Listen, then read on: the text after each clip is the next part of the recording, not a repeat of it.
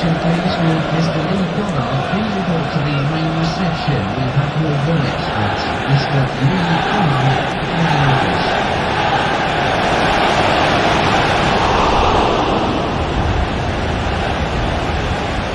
Substitution taking place. Going on the field is number 7, Mizuki.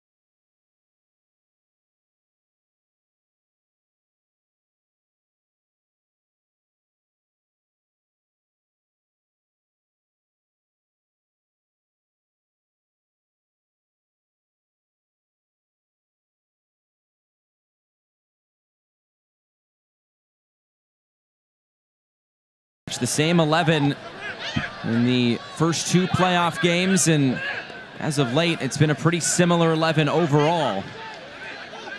A couple players back from injury, and this team seems to be peaking right at the right time, but both these teams seem to be doing that. Here's Kuningas through the middle. Out wide for Alaski, back for Kuningas. Alaski playing chase. Shoulder to shoulder, and a corner kick for Orange County. That's some kind of recovery from PC coming all the way across the field. Connor Maloney caught out. One of the great things about this Orange County team is as they start to move forward, they got a lot of ball carriers, guys who have such great technical ability. Watch the build coming through the middle. Kuningas started on the right, coming back through the left. Alaski looking for the combination play. That explosion of speed usually gets the best of runners. This time around, excellent recovery by the Brazilian in San Antonio. A corner bakery corner kick. Nico Kuningas back in the starting lineup tonight for Orange County. Drives this in. Kuningas able to keep it in. Get another chance at it. Same result. McCabe setting this in, back post, and headed away. Mitchell Tainter up for it. You notice the bodies right away, Josh. They understand how quickly San Antonio want to move forward with this, and if you watch when the ball is being given away right now, by choice or not, Orange County doing a great job of applying pressure in multiple areas where they get those 2v1 scenarios and the opportunity to not allow that quick tempo offense to move forward. Even if they get bypassed, it's not that 10, 15, 20-yard ball. They're making them going lateral first, which defensively allows the recovery to come for Orange County. Really well done. This will be a free kick for Orange County. Set pieces, something Alan Marcina talked about. Orange County can be very dangerous with. I'm talking with Richard Chaplow in prior weeks. He talked about the importance of set pieces, something they started early on in preseason. So extra emphasis on these sorts of plays. Kuningas driving it in, and immediately sent right back out.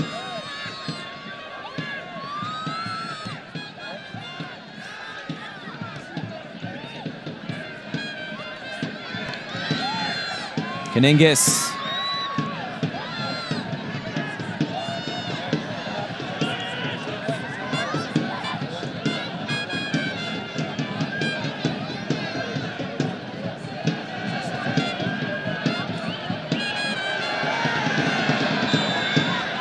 This will be brought back for a foul. Another free kick to Orange County right at midfield.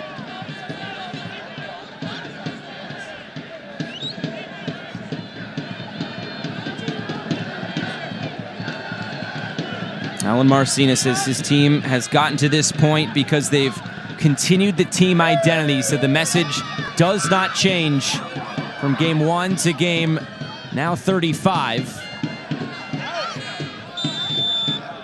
That did go out of play. It will be a throw into Orange County.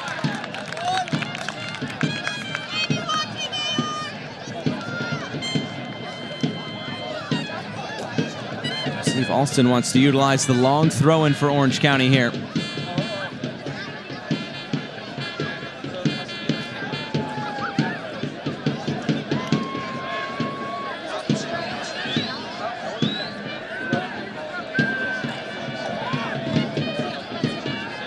Alston, the long throw, looking for a flick.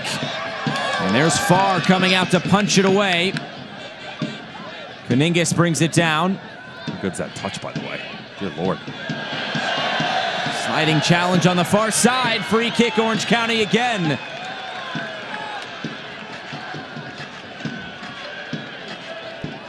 He feels hard done by this, doesn't he?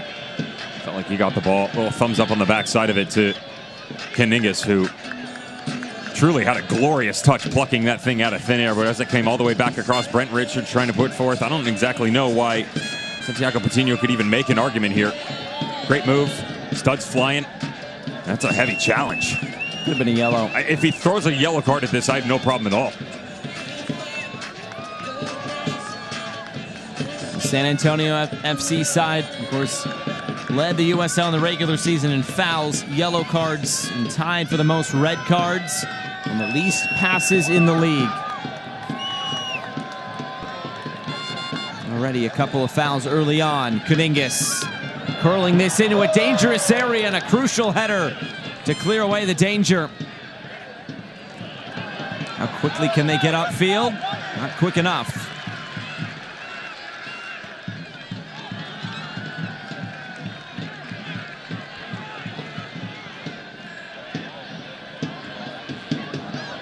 Damas, cut off by Tainter. You can see the throw-in. And these two teams did not face off in the regular season. Do you feel like there's a team that's close to what Orange County may have seen, though, this year to San Antonio? I asked that question to Richard Chaplow, didn't I? And it's really hard to compare it at all because San Antonio truly is its own breed.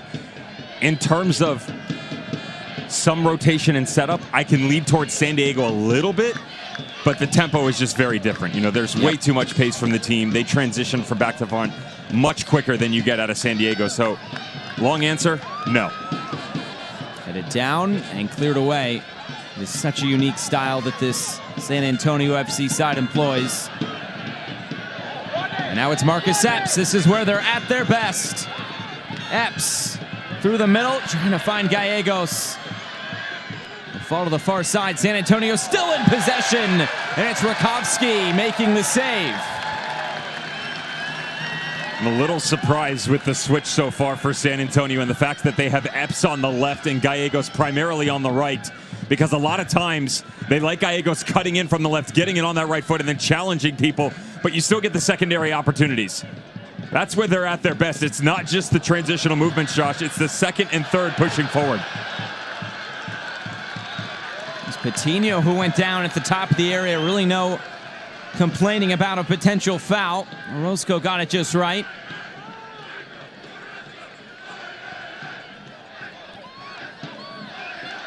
Damas coming back, trying to hold play for Orange County, which he does.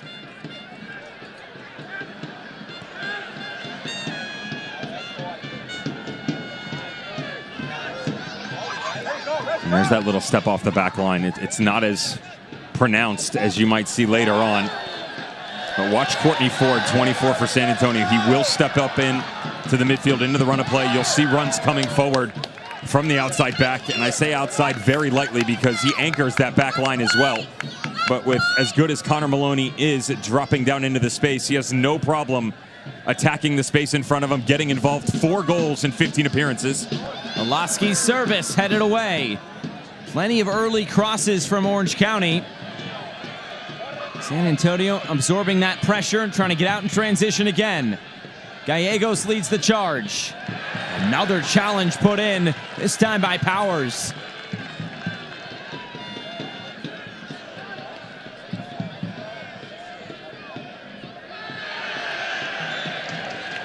Just losing it out of play on the far touchline. You track Eric Calvillo as well, 15 right there.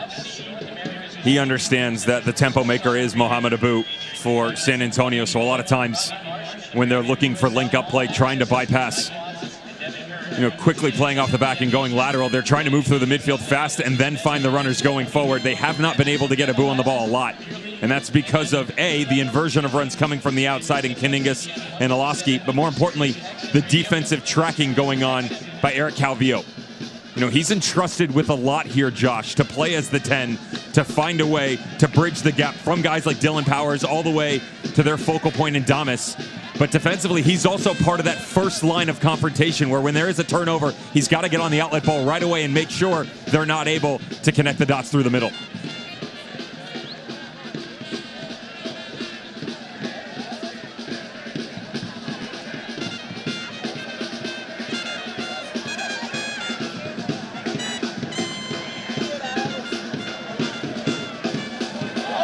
Nearly fell for Damas. Ford reacted quick enough. And there's Epps. Found a lane to advance it upfield. Then was taken off the ball. A lot of good challenges being put in by Orange County in these opening 19 and a half minutes.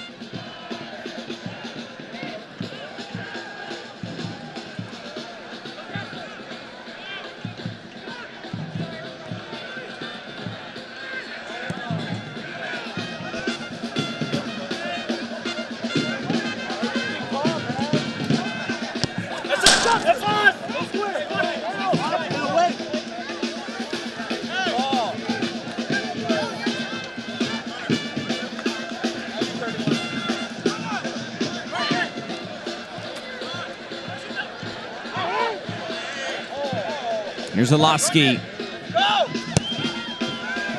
Gonna play this through the middle for Damas. It rolls all the way back for Jordan Farr.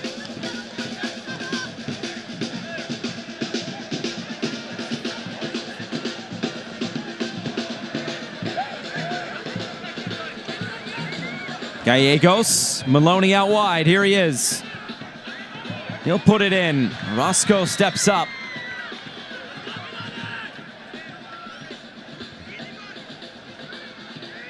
Looking for space on the far side, and PC. Early ball in, deflected off Kaningas. Weird tempo, right? A little bit. It seems a little faster from Orange County almost. Yeah, I'm a little bit surprised by it, to be honest. You don't necessarily see them try and fight fire with fire usually, right? The big talking points for Richard Chaplow since he's taken the helm has been, we're going to do what we want to do in our manner and not really stray away from that, but this is different. Shot from distance and in a side netting. He talked about one of the biggest changes being the organization defensively, and he said it allows us to be competitive without a free-flowing attack. When you think of this Orange County side, there's not a lot of high goal scorers aside from Ronaldo Damas. They're right in the middle of the pack almost in every attacking category in terms of looking at every team in the USL Championship. The San Antonio side, though, a little bit higher up the list. But this Orange County side, they rest their hat on their defense. That's a real testament to what they've been able to do, though, over this stretch. Because Damas only has 2 goals in the last 10 games. And yet still, they've got all those wins to their names, right? So other guys are stepping up. They've had to grind a bit more, but they're capable of it. Quality depth and rotation has allowed them to continue to progress, even without Damas being able to net every game. Well, it's not like they need to score many goals. They need to score 1. They've had 5 1-0 wins over their last 7 games. I got the opportunity to go on the Orange and Black Soccer podcast coming in to this pregame, and they said, where do you think we're at our best? It was kind of one of the questions, right? And I just said, you guys grind, and that's okay. You don't need that one player, right? You have so many talented individuals, especially from an experience standpoint. Just look at the back line and the goalkeeper. I mean, are you kidding me? Roscoe, all his national team appearances. Rob Kiernan won an FA Cup with his time in Watford in England. Not a lot of players that can throw that out there. No, and then pair them together. You have Kevin Alston.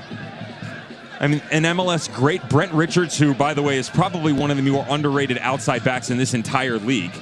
You know, big-time striker coming out of University of Washington, 31 goals and 15 assists in 72 appearances, and all of a sudden, he's trying to throw his name in a hat as an all-league defender.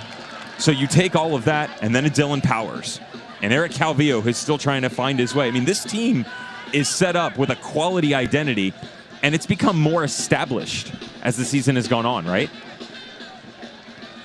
I showed you the run that they went on, and even coming into this game today, they've been on this great run defensively, but in talking with Richard Chaplow, he said it was that loss at Tacoma. They gave up 4 goals on that night, and he said that was a bit of a wake-up call. And he said from that point on, we really had to hone in defensively, and they made it a goal to go undefeated the rest of the season. They ended up winning every game from that point on.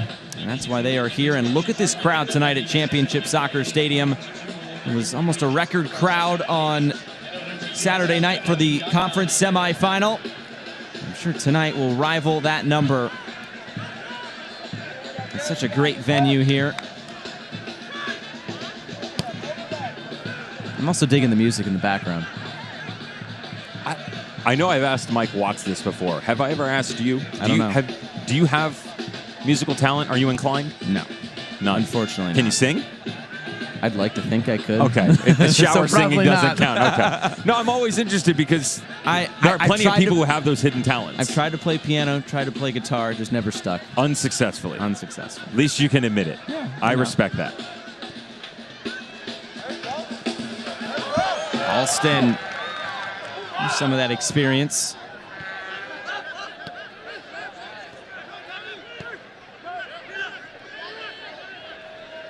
Here's Powers.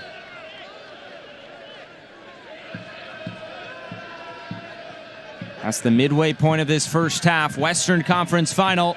The winner will take on the Tampa Bay Rowdies Sunday, 8:30 Eastern on ESPN. Trying to roll this through.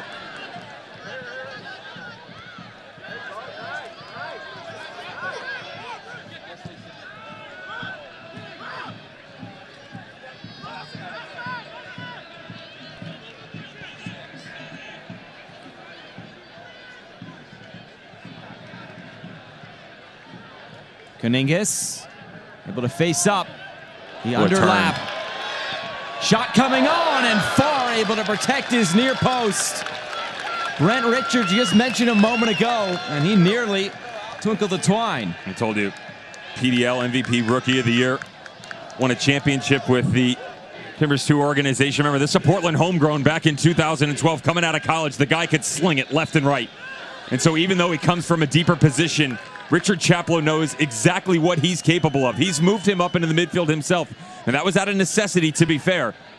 But still with the opportunity, overlapping runs, this team is so good at resetting its defensive line way high to give themselves multiple options in the final third.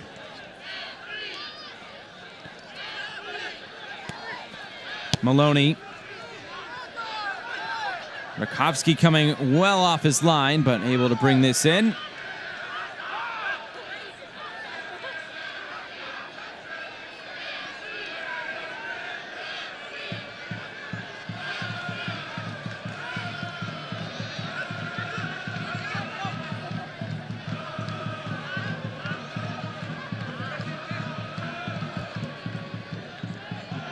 Spraying this out to the right. Richards.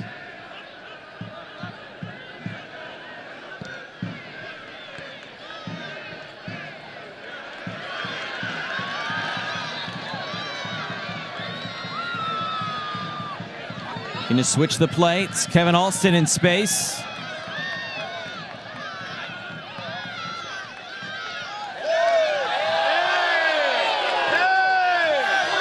Alston lost his footing. No foul according to the referee.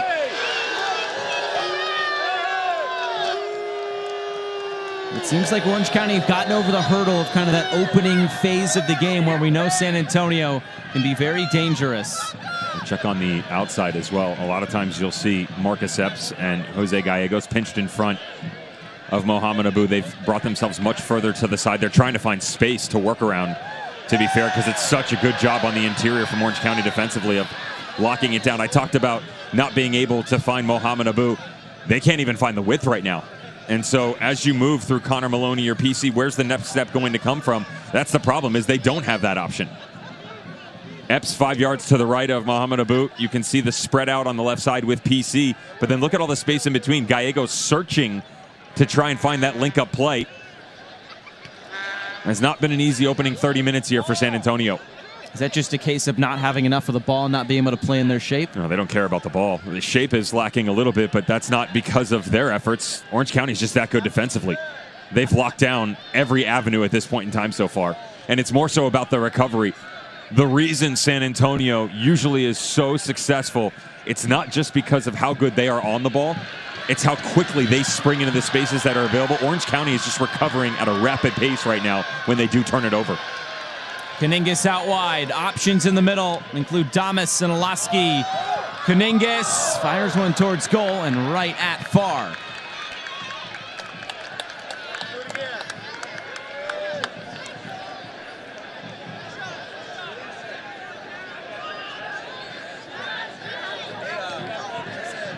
This was the one change coming in that I kind of looked at you and I said, that's an interesting one, right? Because it's a safe play. Miko Kuningas is ever steady for Orange County. His ability to really adapt to the environment that's put in front of him, as well as the people around him. So whether it's a Calvillo, a Powers, a McCabe, and a Lasky, those are the first choices right now. But those names have changed. Andy Volson's been in there, Ben Mine, Seth Kisipli, Ugo Wakoli on the front line, as well as the guys behind him. He just always has this calmness about him. You know, he can give you that little step into the final third when need be. Defensively, he's always going to lock it down. And if you need to add an extra defender into the mix, drop him onto the back line, move him into a 6-type spot to lock down some of those spaces, more than willing to step up into that role. So Maloney Fell into the back of Alaski. And Ben Mines coming back from injury as we look at this foul again.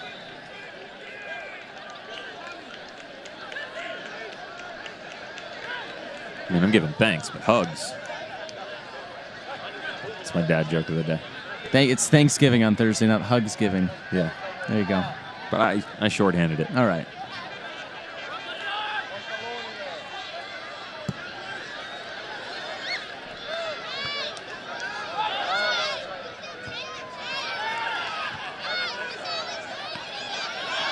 Powers.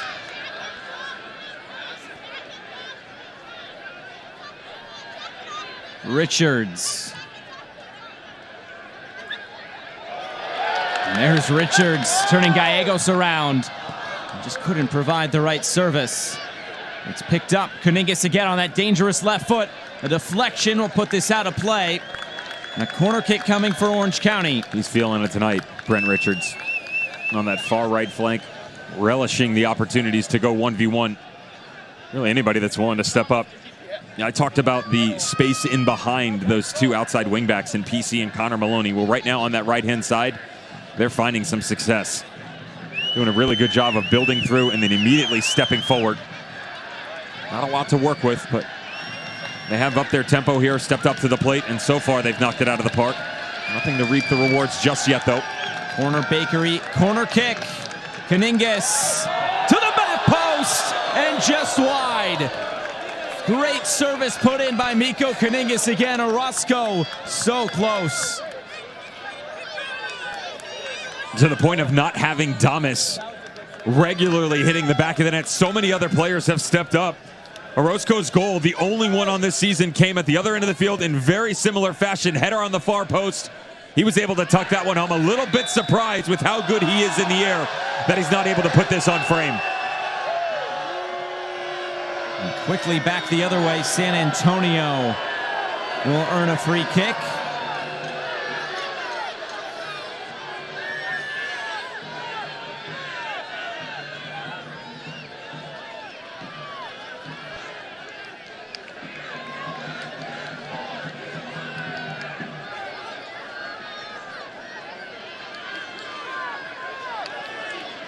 Moabu so dangerous on these set pieces. Abu will float this in.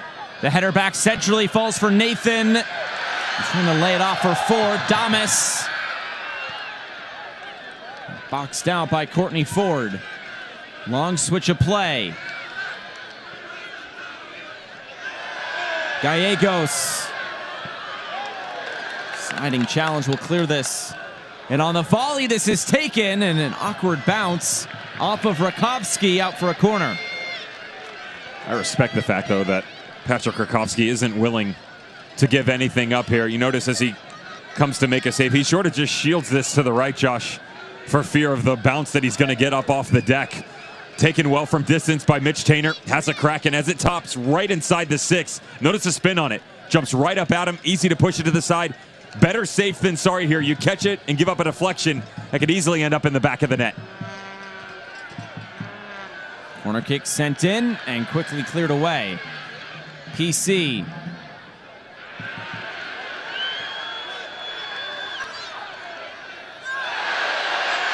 And there's PC committing a foul.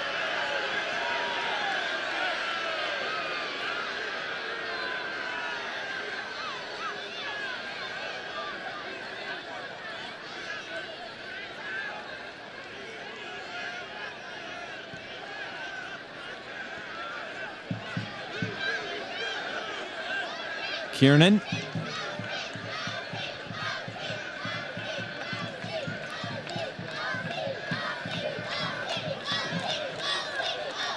Richards.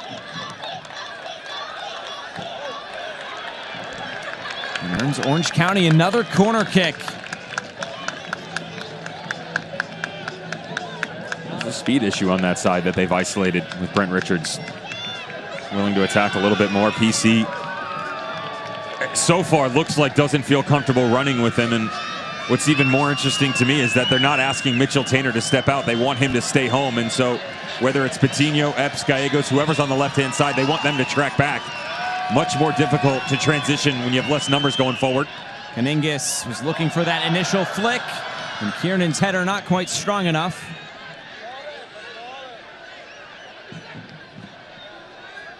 Alston floats it back in. Second ball picked up, but a heavy first touch.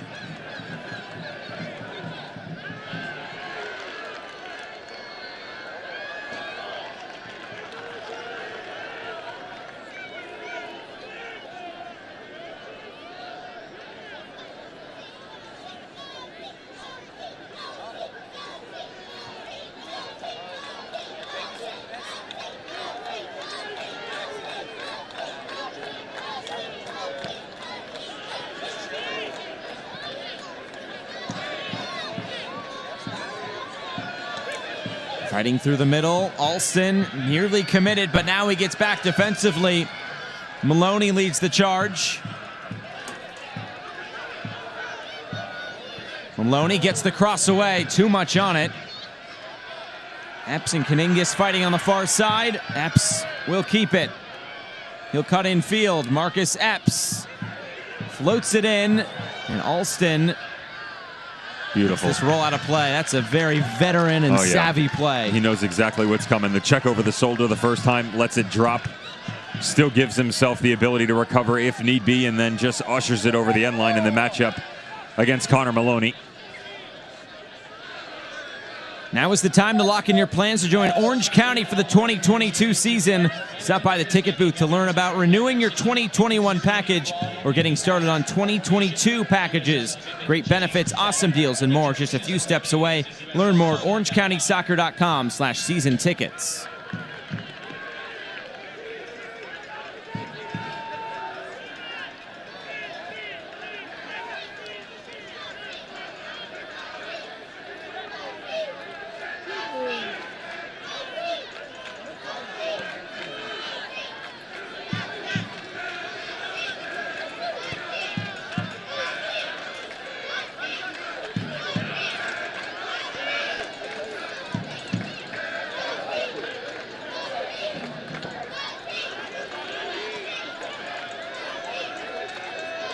Here's Kiernan and Alston.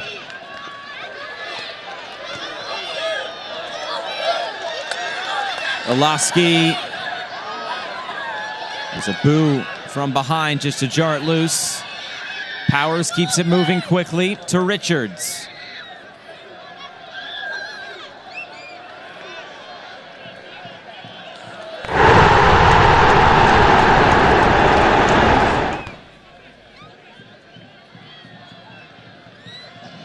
You feel like this is the case, the longer this stays 0-0, it favors Orange County? Absolutely.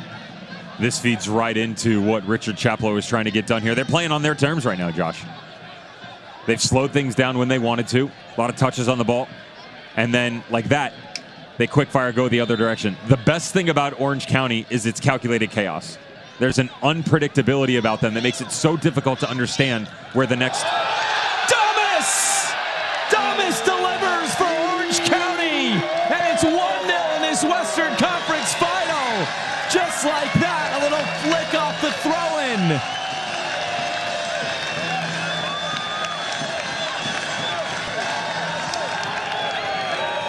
Let's finish that thought. The unpredictability so difficult to defend because you don't know where the next threat is going to come from. So it's the long throw off the sideline, but watch all the bodies. How do you let this thing drop? There's no reason whatsoever at 5'11", with all the height. Kamiri, 6'4", Taintor, 6'1", Courtney Ford, 6'2". You allow little Damas to be able to give such a huge strike into the bottom corner for his 16th on the year.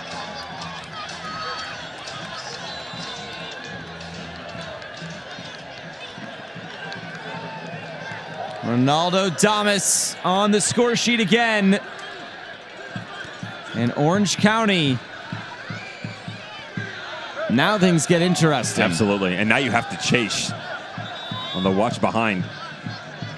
just picked. Is that Alosky going down?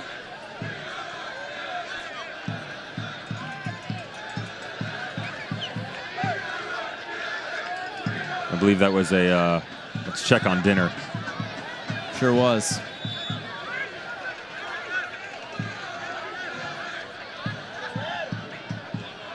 Abu.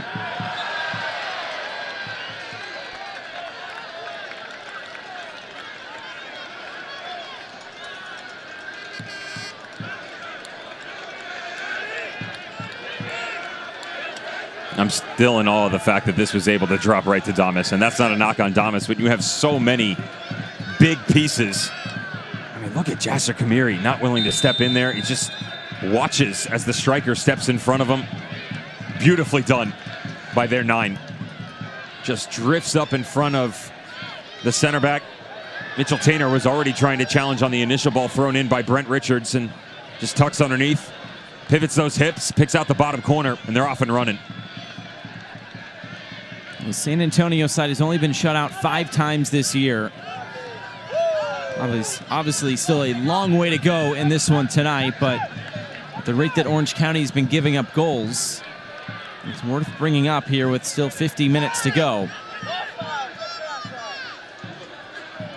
Here's some numbers. Nathan, he'll take this on and sky it right over the bar. Josh, there was a number coming in. Shocking my math was off, but we were able to get it fixed on the production side of things.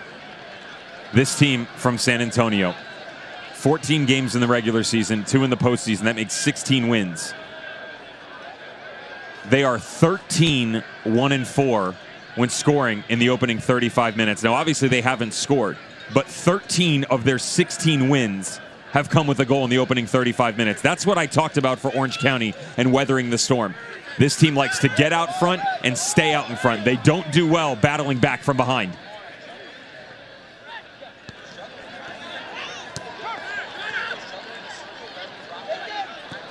Nathan. It's not even from behind. It's getting ahead right away. It's not waiting around.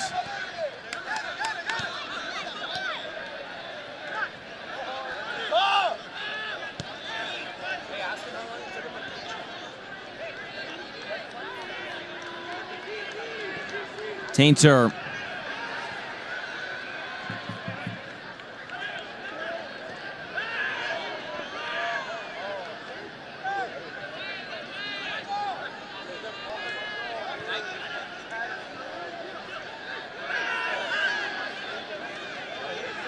Here's Epps.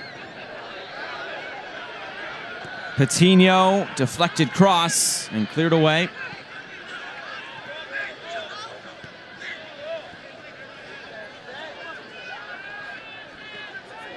Epps again to the end line. A corner kick for San Antonio.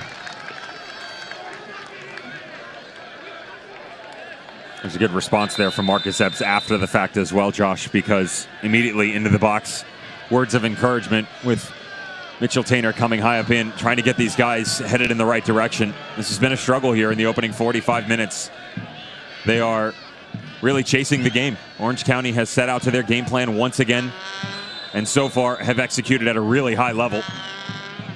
Abu floats this in. We're great on set pieces versus San Diego in their first playoff match. Abu keeps this in. It's Epps facing up. It's intercepted, and here comes Orange County. Ahead for Alosky. Calvillo running with him. Alosky, kind deflection. Alosky eventually taken off the ball, nearly coast to coast. And just a reminder, that ball on the other end that was knocked back into the mixer at the top of the box for San Antonio was Courtney Ford. He's the same one on the opposite end of the field that gets in the last-ditch effort just now against Brian Alosky. The two-way tonight for Courtney Ford has been great.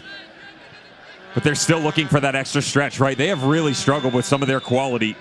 20, 25 yards from net. It's not the same team we've seen over this great run that's seen almost 2.5 goals a game over the last 8. Against some pretty impressive competition as well.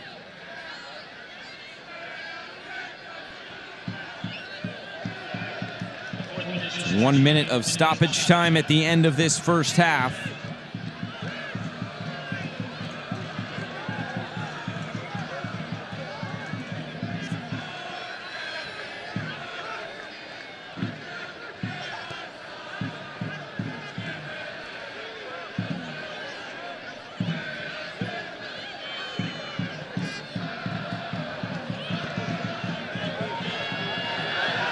Lopped it over the top. Damas playing chase. Kamiri stepped in just in time.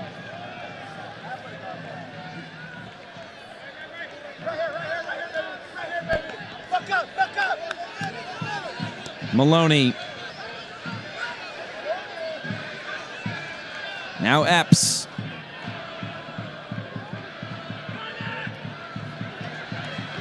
And all those orange shirts back defending. You took the words right out of my mouth. 10 players behind the ball. With the goalkeeper. Damas makes it 11.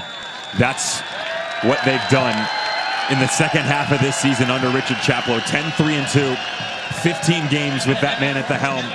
And when you ask him what the difference is, it's just about organization, gameplay, and executing. They've done that in the opening 45 minutes. Sat in when necessary, provided themselves pressure relief on the opposite end of the ball.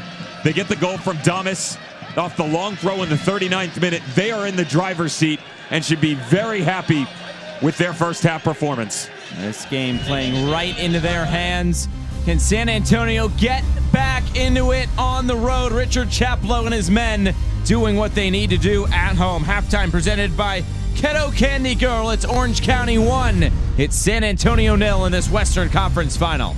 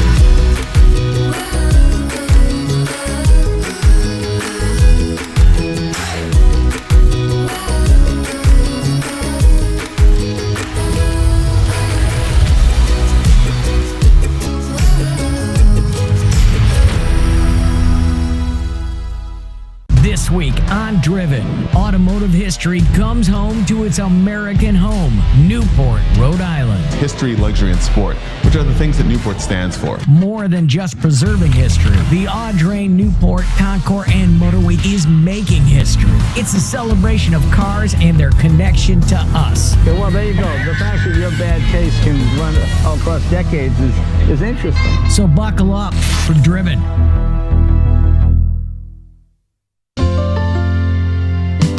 Congratulations to the San Diego County Teachers of the Year, Laura Reyes, Heather McLean, Jacqueline Jourdain, Zy Sanders, and Tiffany Jokerst. This year has provided a mountain of challenges, but every mountaintop is within reach if you just keep climbing. Cox Presents Salute to Teachers is proudly sponsored by these charitable companies. Tonight's halftime is brought to you by Keto Candy Girl, the one-stop keto shop in Tustin and Anaheim. It's 1-0 at halftime to Orange County here at Championship Soccer Stadium, and the winner will be moving on to face the Tampa Bay Rowdies. Oh, boy. And wow, was this a game. Get ready. 10th minute, Oscar Jimenez to that bad man. That's not Brian Ownby. That's playoff Brian Ownby. Lou City fans love to see it, and they love to see this as well. Up 2-0 in the opening 25 minutes. That's game, set, and match, right? Absolutely not wrong. Roaring back the Tampa Bay Rowdies into the second half. Add on Steven Dos Santos, but it's Lucky M. Casana from distance in the 83rd minute. There's a hope. There's a prayer. There's a chip. There's a chair. Yep, cash it in. Lucky M. Casana, 2-2. Let's go to OT, extra soccer. And eventually it would be the game winner. Look at that ball coming in, and look at the header to win it.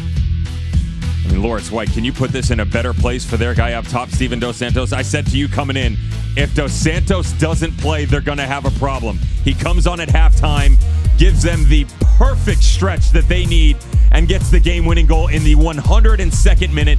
Back-to-back Eastern Conference champions. The final, the championship, everything runs through Al Lang for the second year running. We're going to get the opportunity to play. Now, who are they going to face? Tampa Bay Rowdies, first in clean sheets. We know how they good are defensively, but offensively, it's a little different this year. Steven Dos Santos, Lawrence White, Lewis Hilton, Dalgard. The numbers that they've added are great. And then, of course, Seba Guenzati. 20-plus goals once again within his career. Magnificent. 8-1-1 in their last 10. Here's an interesting stat for you, by the way. I did this just before coming on. Please. They have conceded multi-goal games at Al Lang 5 times. You would think conceding 2 or more goals, that's a bad thing at home, right? Normally it is. They're undefeated. They are now 4-0-1 when conceding 2 goals. And yet they've never lost. That is character, that is comeback, and that is what champions are made of. They're going to get 90 minutes to prove it to us next weekend. Some unfinished business for the Tampa Bay Rowdies. The road to the final presented by Twin Spires Sportsbook. So the top overall seed was the Rowdies. They will host. On the other side, it's been the 2 seeds to get into this conference final. I actually can't figure out what the matchup would look like, though. You know, obviously we've got 45 minutes to go here between these 2 teams, Orange County in the driver's seat. Stylistically, you would lean towards Orange County being more similar to the Tampa Bay Rowdies, but the Tampa Bay Rowdies like to open it up like San Antonio does. You know, they'll sit back, absorb the pressure, and then look for a Leo Fernandez in transition to find a streaking Guenzati. See if they can pick up a Juan Tejada fox in the box at the top of the 18 in a trailing run. So you kind of get a blend out of the Tampa Bay Rowdies between these 2 squads. Regardless, November 28th, 8:30 p.m. Eastern Standard Time on ESPN. Can't wait. Be there. Or B Square? Sure, if you want. No circles. Just friends. Okay. There you go.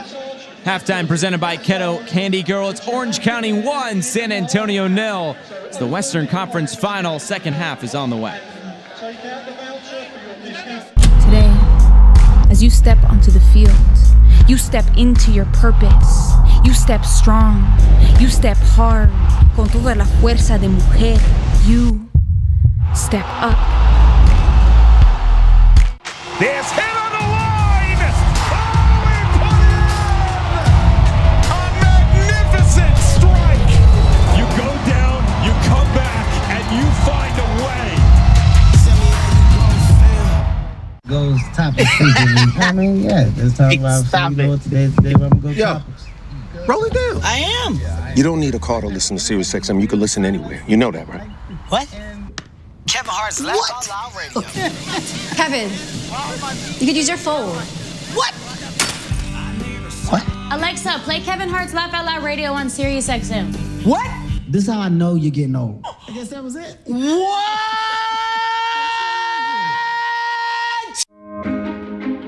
I am a first-generation student here at Bellevue University. I feel like if I were to have gone to a different university, my experience would have been a lot more stressful and overwhelming, because I feel like I wouldn't have gotten that personal experience that Bellevue University has to offer.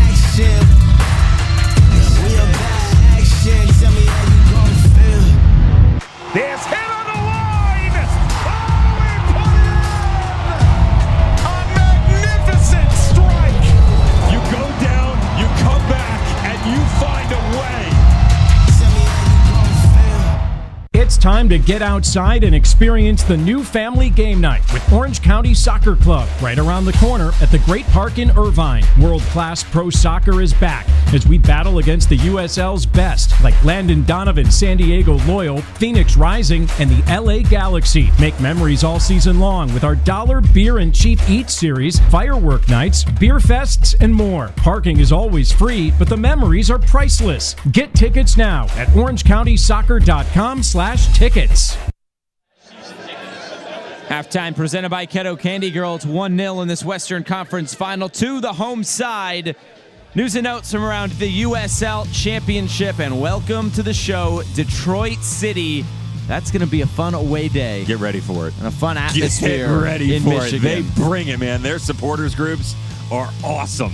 Had the opportunity to cover them a little bit in Nisa and what they are going to bring. The culture, the squad, Trevor James, their manager, fantastic. I don't think they should really believe that they're just going to walk in and win everything like they have done at every other level. Hey, but it's good to have confidence. The Oakland Roots came in. They made the playoffs in year one.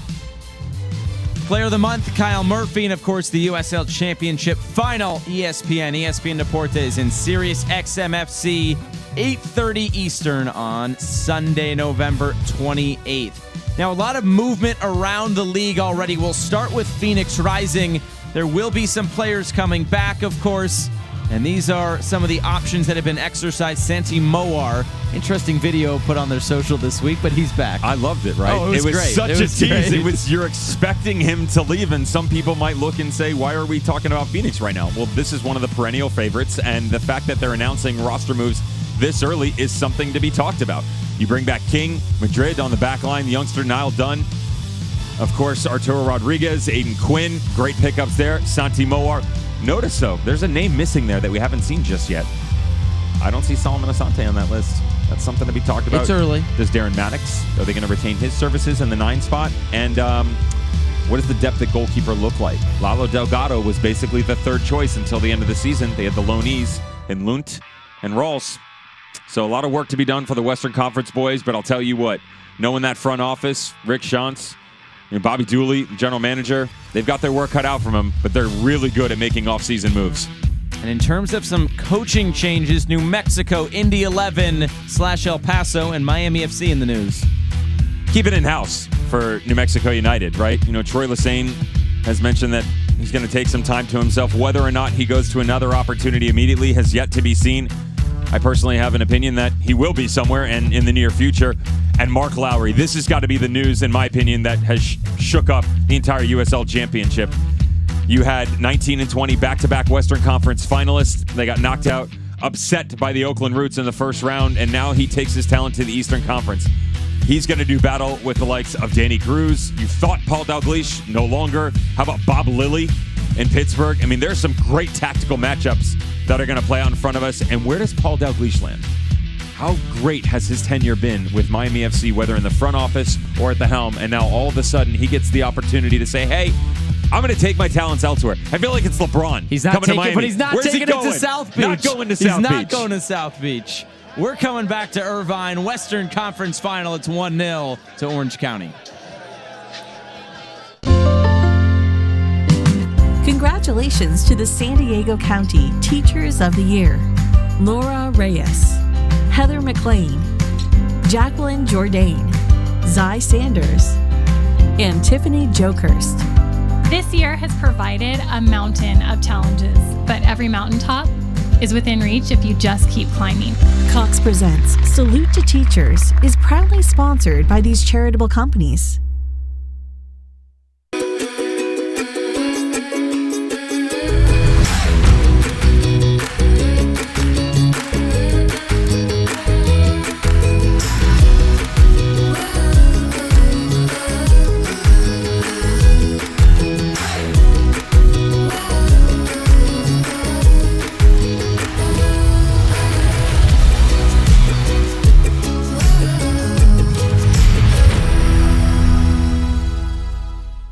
Hey, great friends, it's Scott Kaplan here, and I want you to come check out our new TV show. It's called Kaplan and Crew Tonight, every Monday through Friday at 7 o'clock right here. Now, look, it's the best of the radio show from earlier that day on the Mightier 1090, and we've been doing it for 20 years, so now we're expanding the way we talk about sports and the way we can be heard and viewed. Kaplan and Crew Tonight. Be a part of the crew. Weeknights from 7 to 8 p.m. on Your View. This week on Driven, automotive history comes home to its American home, Newport, Rhode Island. history, luxury, and sport, which are the things that Newport stands for. More than just preserving history, the Audrain, Newport, Concours, and Motorway is making history. It's a celebration of cars and their connection to us. Okay, well, there you go. The fact that your bad taste can run across decades is interesting. So buckle up for Driven. Halftime presented by Keto Candy Girl. Teams getting set for the second 45 minutes, but let's look back on the first 45 minutes. Halftime highlights brought to you by Dayton Software, purpose-built web and mobile apps for the best version of your business. San Antonio in transition, but still have not been able to notch a goal in this opening half. No, but the best open play movement that we saw. Notice the crossing pattern coming from Gallegos. They're not able to link up, but as we've always seen from this team over the course of this season, especially the latter part, Josh, it's second and third chance opportunities. This comes from Nathan from distance, but pushed aside by Rakowski. How about the other direction? Brent Richards, have yourself a game, my friend. Little cut back on the inside, Cruyff it through, bring it over the left. One-on-one, good save by Jordan Farr. Orozco, boom. Michael Orozco, I thought this was his goal. You know, we saw him with a great header against Oakland Roots, the game winner back on September 25th. Denied this time around, and then the goal. And I still can't figure out, with as much height that you have at your disposal for San Antonio FC, how you allow this ball not only to drop, but to drop to one of the smallest players on the pitch who makes one of the biggest impacts. Only 2 goals in the last 10. Let's make it 3 and 11. And as of right now, it could be 3 game winners. With Devin Kerr, I'm Josh Eastern. Second half of this Western Conference final is underway, and it's 1-0 to the home side. 45 minutes away from a coast-to-coast trip on Sunday. Went all the way to St. Pete, but still 45 minutes to figure all of that out. Going back to that Damas goal, I'd like to know how many throw-in assists there have been either this year or all time in the USL Championship. It can't be many. I can tell you this, he certainly hasn't scored a goal off throw-in. Well, that is true. I'll be clear, I'm not knocking him for his height. There's just towering trees around him, right? Well, you also never on his see own team, too. Yeah, you never see it. You don't never expect that ball to drop to him inside the 18, out of thin air. I mean, he's the guy when they're practicing those that just stands to the side and lets them run through the motions, run through the set pieces, and then they bring him in dead ball situations, right? Sneaky.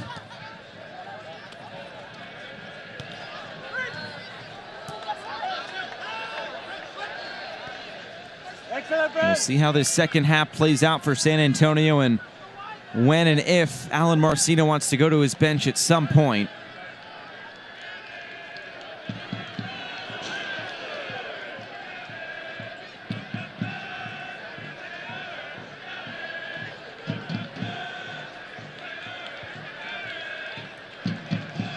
He's got to find a way to get Santiago Patino into this game. I understand that the front line hasn't seen a lot of the ball, but got almost the double amount of movements coming off of Nathan within that attacking duo up top. Nathan's been a bit more willing to drop and try and get involved in the run of play. Normally you'll see the stepping stones go, Tainer, Abu, they'll move from PC, but quickly it goes forward. That's not the case here tonight. A lot of credit needs to be given so far defensively to Orange County, what they've been able to do. But if they've showed their hand, go ahead and spin another direction. You're going to have to attack from another area. Another switch between Gallegos and Marcus Epps. Those guys trying to get on the ball as well.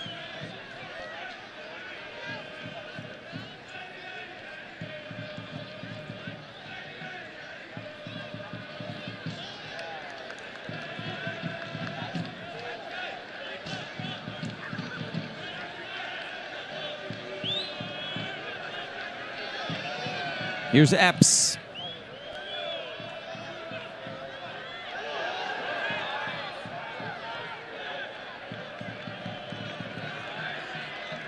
Alofsky down the line. And just out of play looking for Ronaldo Damas.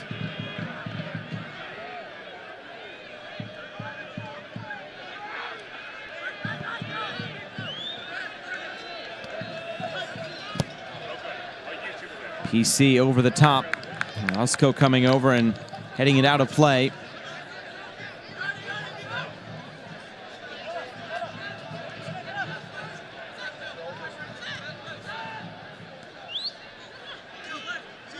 This is San Antonio FC side, and you look over the last 2 seasons, which is the 2 seasons Alan Marcina has been in charge, and they have been one of the top teams out west. It felt like they were running away with the Western Conference last year. They were eventually caught by Reno to take the top spot in the West, but they lost in that first playoff game. And we talked to Alan Marcina before that San Diego game to start their playoff run. He said, we don't necessarily want to look at last season, but we can't necessarily forget about last season. And now they get into this stage, it's kind of uncharted waters for this club. There's so much experience on this team that he said, I really don't need to change much. The message stays the same. As this deflects out of play, another goal kick. You can't remove what went on in your past, right? What's the point of that? Because then you have no lessons to learn from. You've got to make sure that you draw upon those experiences and then continue to cultivate your locker room, right? And that can be getting out on the front foot. It can be recovery after going down to an early goal. There's a bunch of different ways that you can utilize that to your advantage. And right now, the experience level is going to be something that calming disposition that I talked about for Orange County. Promise you that was some of the discussion here in the halftime for Alan Marcina. He's going to know the stats that we talked about. 13-1-4. Scoring a goal in the opening 35 minutes. Not only did they not score, they've conceded. You're on the road. I did mention to you, though, that their style, probably along with a handful of other teams, translates best both home and away. There are plenty of teams around this league that just look vastly different when they move away from the friendly confines of their home arena, and that's not the case for San Antonio. They are true to their identity, no matter what stadium they're playing in. And though the opening first half didn't exactly go their way, there's too much talent for this thing to go dormant here in the second half.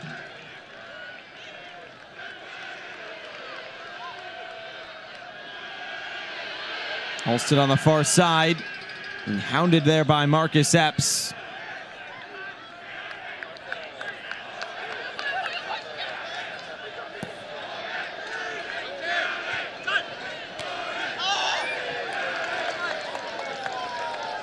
Orange County Soccer Club, in partnership with the Dick's Sporting Goods Foundation and the U.S. Soccer Foundation, is proud to be working on a new miniature outdoor hard surface soccer court at Delhi Park in Santa Ana. Head to orangecountysoccer.com/mini-pitch to sign up to stay informed on free weekly clinics, free ticket giveaways, talent ID camps, and much more.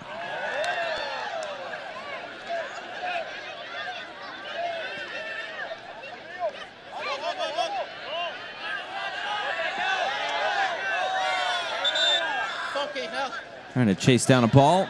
Pardon the language. I thought he was Brazilian. He speaks French. Good for him. Yeah, he's multilingual. Multi-talented, multilingual. Who knew? Holding midfielder during the day, wing back at night. Jack of all trades. Wearing the captain's armband tonight. Here's the cross.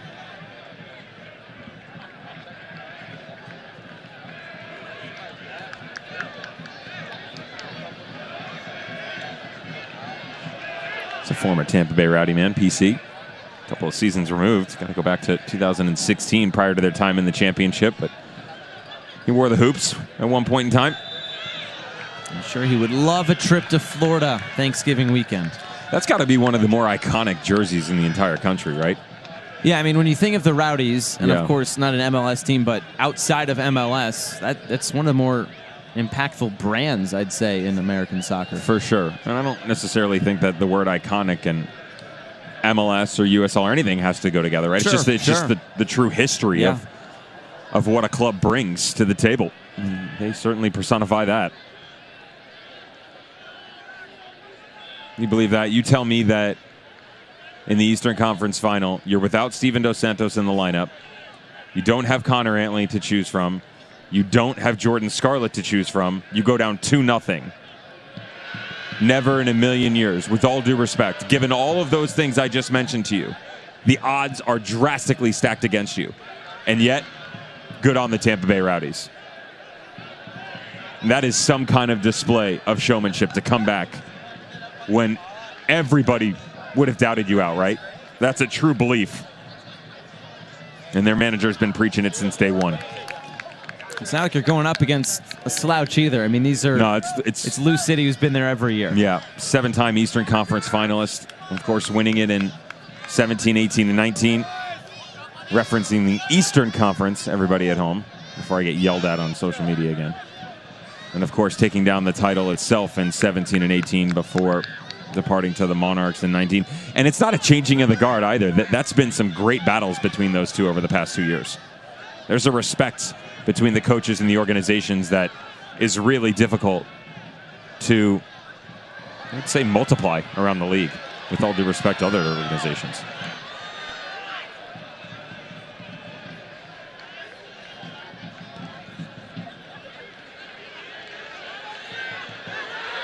Kuningas calling for it. He's in plenty of open space. Damas to his left. Mikko Kuningas. A sliding block will end the threat for now, but Richards back on it. Gallegos from behind. Kuningas will settle.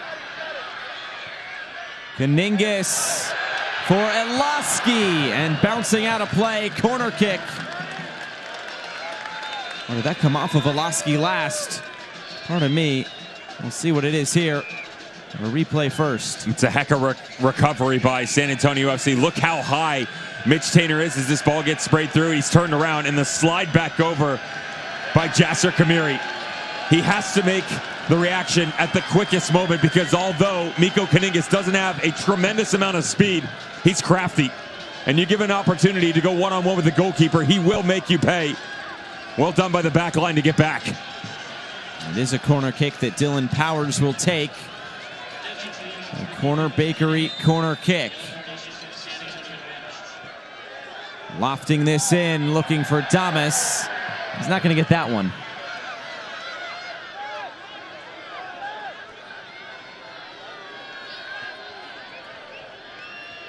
New OCSC merchandise has been released and is available in stadium and online at OCSCshop.com. Be sure to update your wardrobe for the 2021 season with our new jerseys, t-shirts, hats, scarves, and sweatshirts.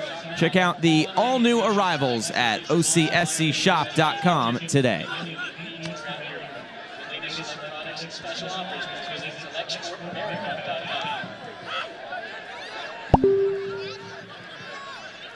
Here's Epps.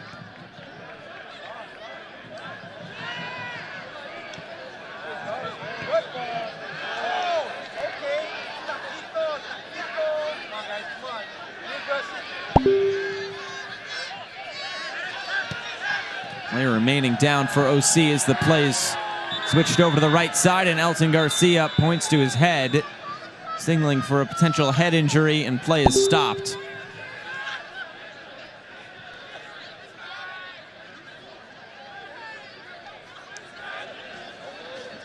When Nathan tracking back here, he did a good job of winning it, but as he came back across, there's an unbalance as the tackles come from Dylan Powers, and when he goes to ground, you lose your balance. There's this awkward angle of Nathan. He sort of starts to fall to his left, and then watch the right arm on the spin back around. There's no malintent here at all, but right here, watch the right arm as he comes back to his left there. Just comes back across, catches Powers across the head. All he's trying to do is just maintain that upright status, and unfortunately collided with the midfielder.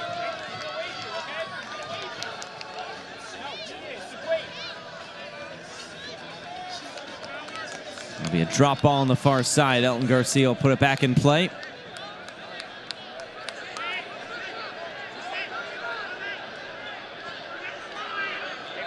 Boo will move it off to the right. Now the service.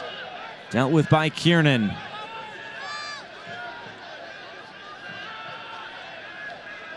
Powers able to jog back on.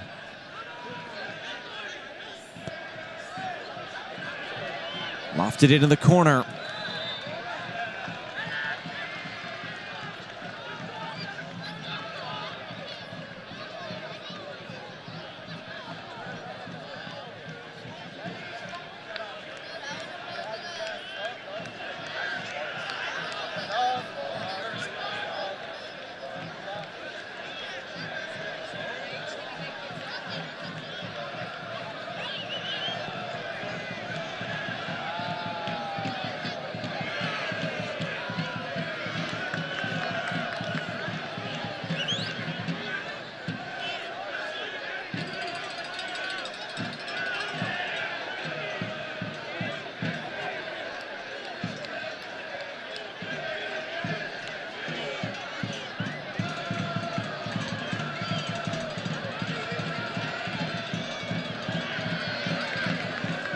And once again, Orange County playing this game the pace and tempo they want to play.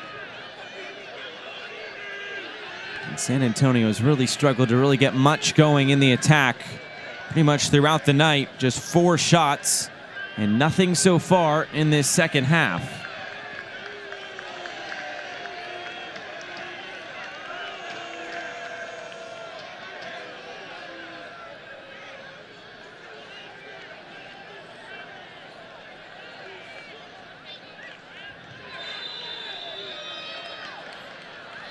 There'll be a yellow card given to Kevin Alston for time wasting on the far side. It's not the first time that he's been warned by the referee. A couple of times tonight, he's asked him to speed it up a little bit. Alston tiptoeing the line.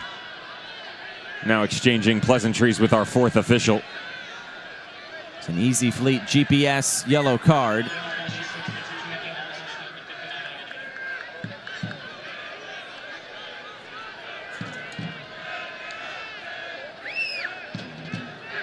An hour gone, just 30 minutes to go. This game's still very much in the balance. 1 goal from San Antonio, right back where we started. The winner to move on to face the Tampa Bay Rowdies on Sunday. Cross sent in. Dangerous clearance and out for a corner.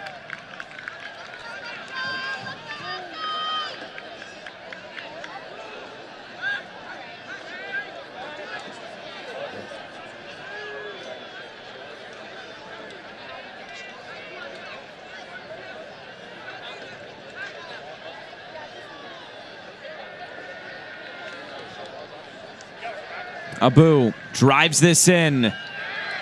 Immediately headed out. PC collects.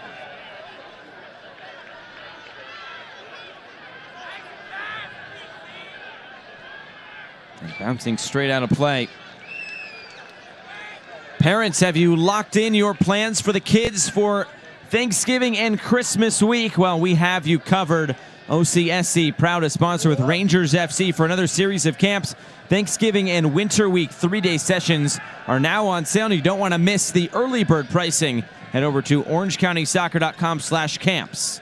That's orangecountysoccer.com/camps.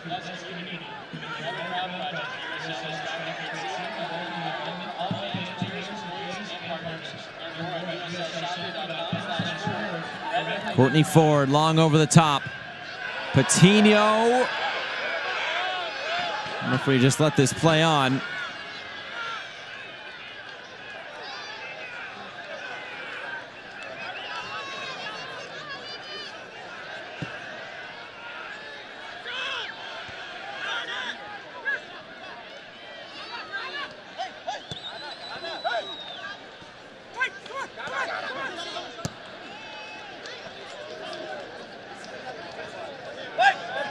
Roscoe stepping in again. Damas keeps it in. Kuningas. A return for Damas. Sends him all the way into the corner. Damas fighting hard. Still a battle, and he keeps it alive. Kuningas. Damas got a touch on it. Nobody on the far side. Abu there for San Antonio. It's a heck of a little duel we have in the corner right now between those two.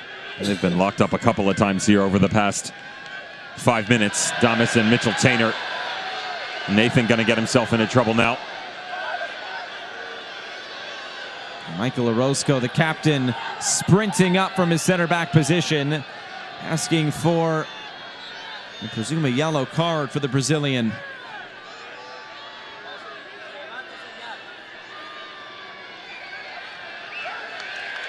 And I mentioned to you in the first half about how good Orange County have been at that initial line of pressure. And the other good thing about it is when they've won on their end, some of those 50-50 balls, the immediate turnover, they have so many different outlet spots to choose from. It's Calvillo, McCabe, Powers. These guys are so good, both on and off the ball, at recognizing where A, the focal points are going to be, and B, if the system breaks down, where's the immediate step have to come from? And that time you get it from Calvillo. But as we've talked about a couple of times, Josh, all 5 of these midfielders are more than capable of filling each other's shoes. That's why you can see so much rotation coming out of the midfield and onto the flanks. Service put in from that left side. Lasky again.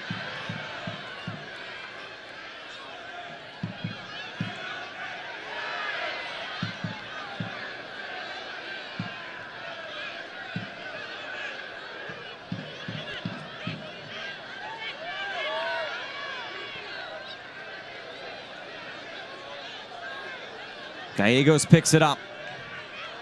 He cuts in field. Still going. Able to cut this back. Nathan settles. The shot is blocked. PC on the follow scuffs it. He lost his footing and the chance is gone. Now probably one of the top chances of the night for San Antonio.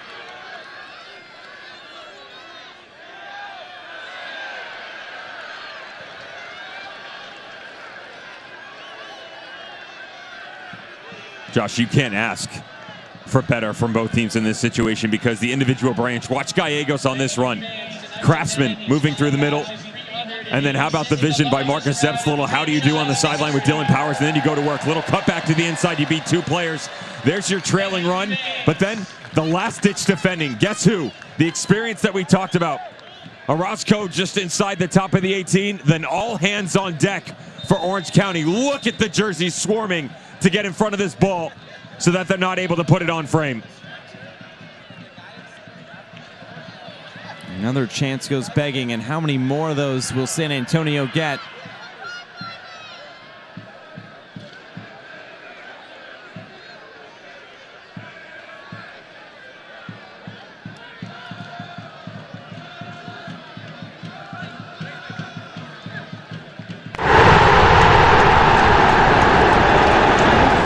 Probably the best chance that you've seen out of San Antonio all game, to be fair. Yeah.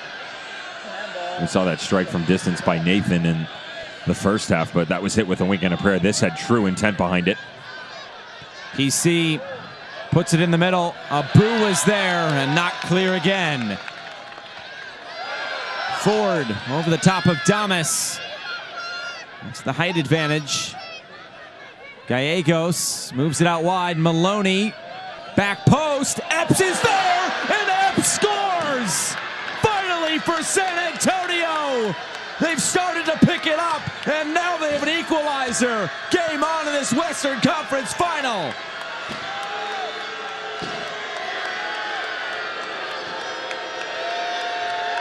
You could sort of feel it coming. Not that this was going to end up in favor of San Antonio, but they played a higher line. The intent on that right-hand side has started to go up-tempo a bit more. One of the 50-50 balls finally goes their direction, and then guess who once again? Gallegos. Even for the fact that he could just hold this up for a second to allow the space on the right-hand side to develop. Olsen doesn't step out quick enough. You've got Connor Maloney who can whip it in with the best of them. And then just ask your guy, Marcus Epps, go up, win your individual battle, get us back to the center circle, back to square one, and let's go win this thing. 7th goal on the season for Marcus Epps. It's the first goal scorer outside of Nathan or Santiago Patino in these playoffs. And it's just the 2nd goal given up by Orange County in the last 7 matches. And their first since that 2-1 win over Las Vegas. And 3 matches have gone by since then. You just felt like a goal was coming at some point. Well, I was just going to say, just a reminder, though, you bookend that because it was the 3 shutouts prior, right? Oakland, Colorado Springs, Correct. Galaxy. Yes, you concede 1 against Vegas, but prior to that, they had also shut out San Diego, Oakland, and the big bad wolf that is Phoenix Rising. That's not an easy feat.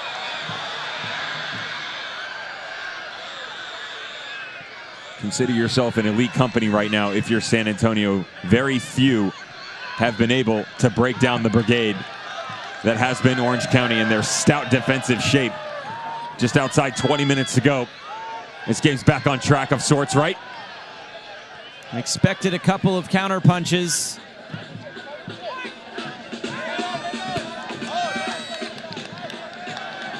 We had an instant classic in the East.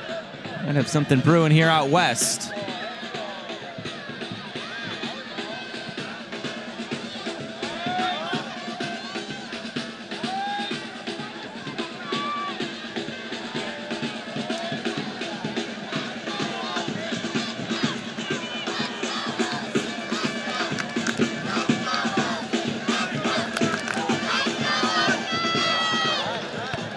Kaningas tried to return it.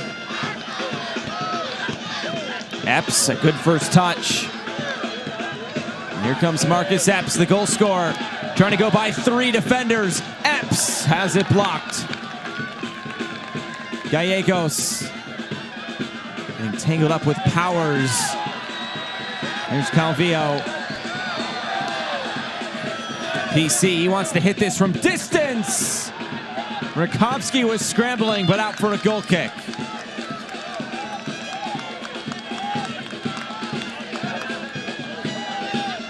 Well, this is more of what you thought you might see in the first half. And when I say thought, new. This team is usually really good at getting out and staying out, and it's pressure from all sorts of angles. It's the ball on the right from Gallegos, then Maloney, then Epps. All of a sudden, it's making its way back to the middle. I will say the interesting tendency through the opening 55, 60 minutes of this game, Josh, was Orange County's willingness and still continuing thoughts to pressure on this right-hand side. The counterpunch to that hasn't really been the opportunity for San Antonio to then get all the way back to the other side. You know, they like to push Courtney Ford off the back line. They like to get the ball to Connor Maloney. But everything so far that we've seen from the visitors has been the other way. Right? It has been the left-hand side. And now finally starting to get that balance between the two. Also getting the guys in the middle much more involved in the attack. Tommy McCabe introducing himself to Elton Garcia. Here it is again.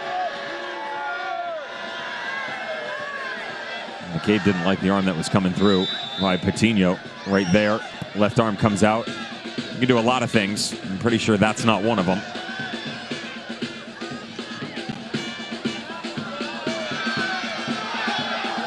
Mingus felt pressure and went down.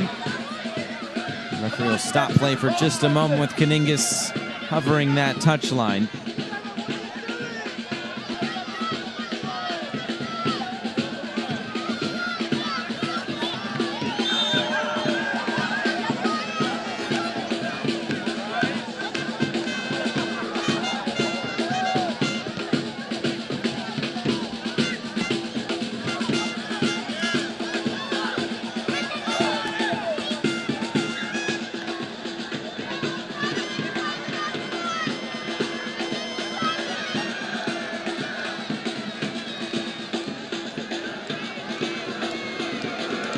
Under 20 minutes to go in regulation. Who wants to go to St. Pete? True to form, by the way. Neither one of these coaches really digging deep into their benches. Right. Richard Chaplow doesn't really ever go after any of those 5 subs, let alone the 3. Epps right into the arms of Rakowski.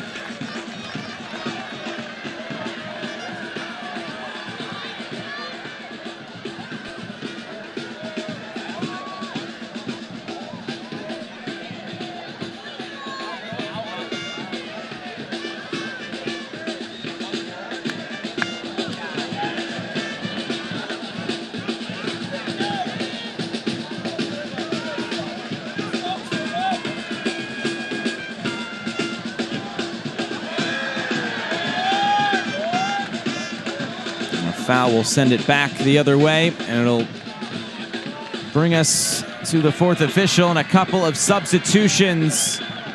Seth Kasipli, Thomas Enevoldson coming on for Tommy McCabe and Mikko Kaningas. Maybe a bit of a surprise to see Kaningas start tonight, but he gets about 70 minutes. And now some fresh legs and experienced legs come on. That's a good shift, though, and the overall quality from Kaningas is never questioned. It's just what sort of ideas are you going to bring to the pitch in this matchup? And as this thing continues to progress, you're asking your outside midfielders to chase a bunch. And so as you bring Kaningas off, watch what you would imagine is Calvillo sliding out to the outside a bit more frequently with Enevoldson sitting underneath. Kasipli, of course, will assure himself a place next to Dylan Powers to make sure that they can lock down the middle and he can be the one who really gives you that A to B to C type push through when needed. The substitutions presented by MedEquip. MedEquip turning setbacks into comebacks. Here's Kasipli, who is on the comeback from an injury that kept him out for a majority of the season.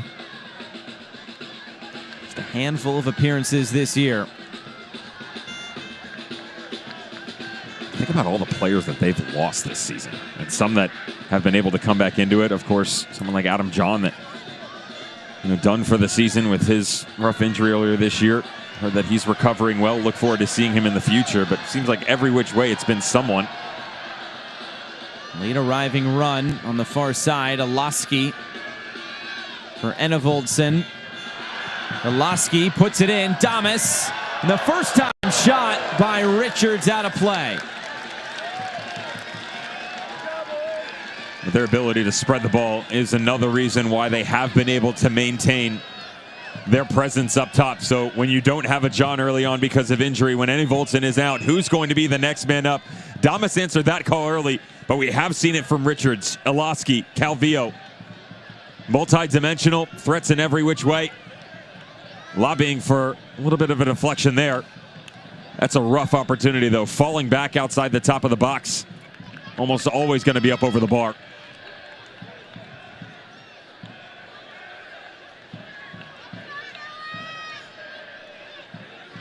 Another substitution, this one for San Antonio. Looks to be Justin Dillon getting set to come on. Nathan will be replaced. It's presented by MedEquip. MedEquip turning setbacks into comebacks.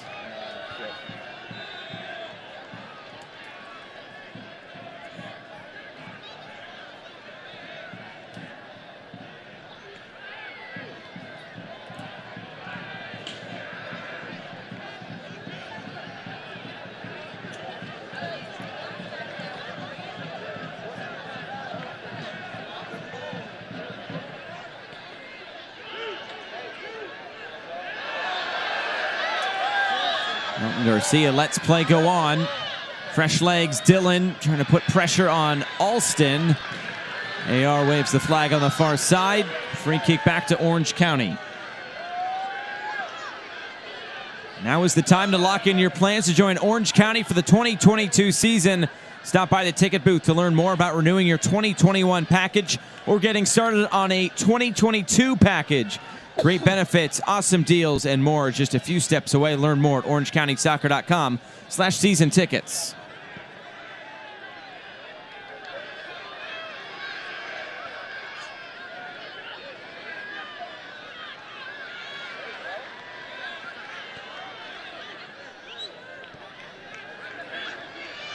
PC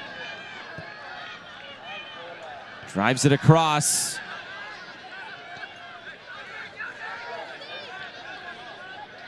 Epps canceled out Damas's opener in the first half.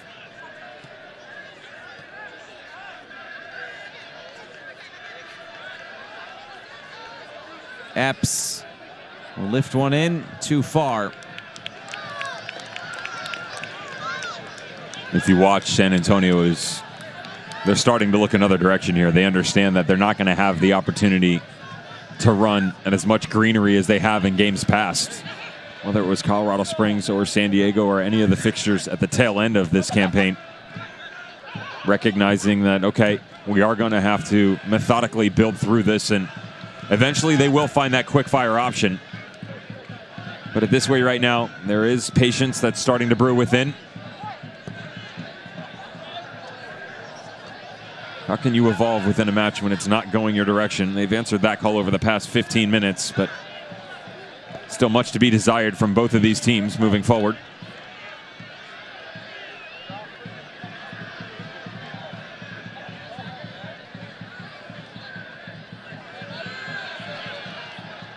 Here's Dillon. Gallegos up ahead. Rakovsky just able to get there.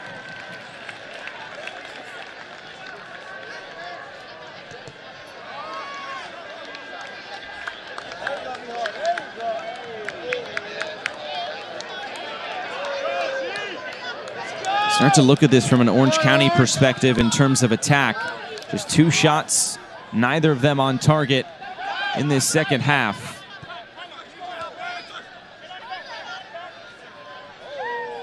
And a little bit more possession as well in that first 45 minutes than what they've seen in the second half.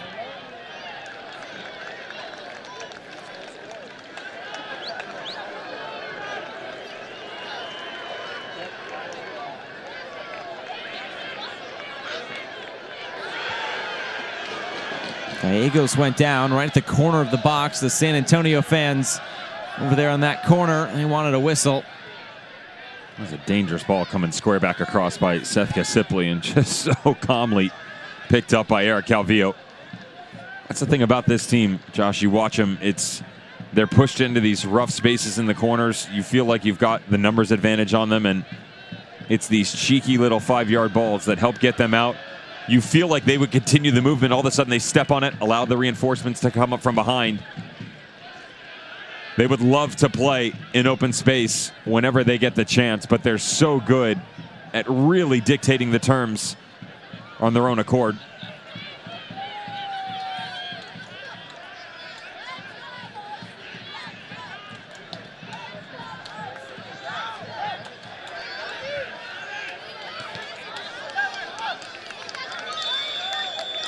There'll be another substitution coming for Orange County. I thought we might see this sub at some point with Ben Mines coming on. He will replace Eric Calvillo. It's a Metaquip substitution. Metaquip turning setbacks into comebacks.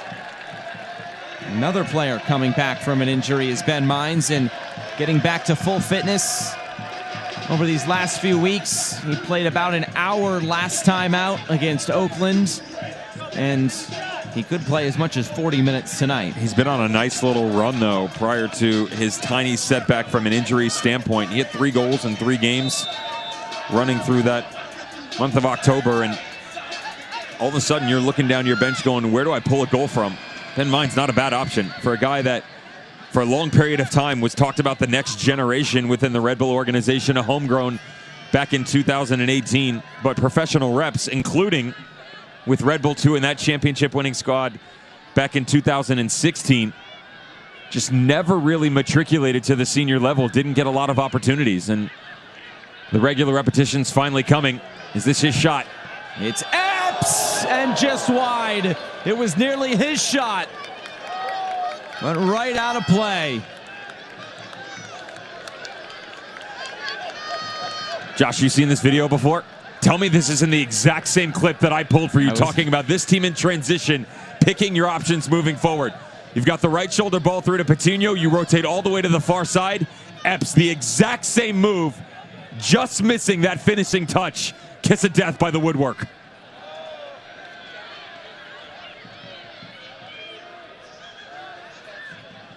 That's why we like to get ahead of the curve. That's the point, right? Well, you fall behind and you're never really going to make up the ground.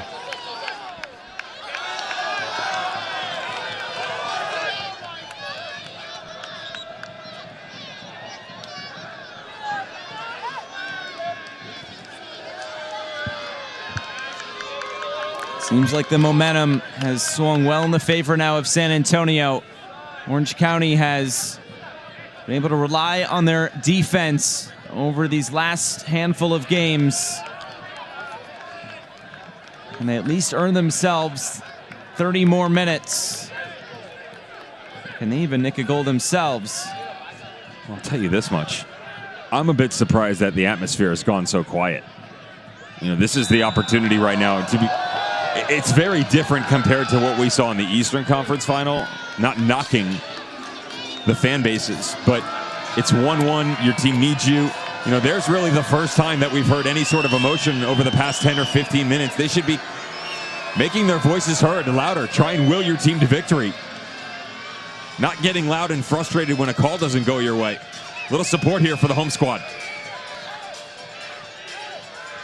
Moabu so good on these dead balls. Let's see what he can conjure up here for San Antonio.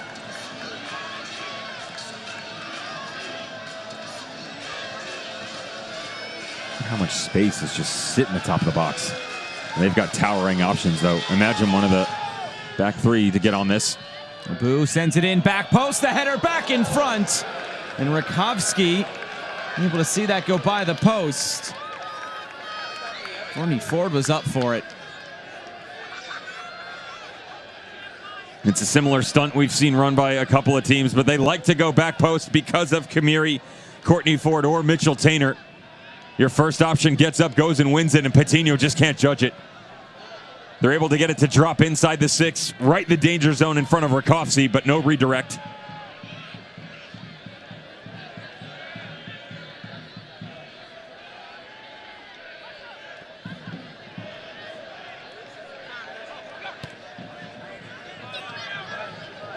Into the corner and out of play. 5 minutes to go in regulation. We don't find a winner in that time plus stoppage. 30 minutes of extra time that Orange County just played last week.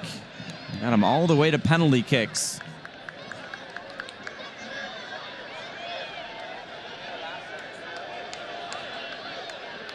That was an interesting conversation, by the way. I love that question you asked, Richard Chaplow, remembering his times as a player here, and specifically the one in the penalty kick shootout. It was the only penalty kick shootout Orange County had been in previous to last week. It was the 8-1 upset, right? Yes, it was. 2 years in a row, we saw an 8 seed take down a 1 seed. 2016 was the Orange County Sacramento Republic game. Sacramento Republic 2 years removed from their title-winning squad of 2014, and then 2017. Real Monarchs will return the favor by Sac Republic, the 8 seed. Richards cut off.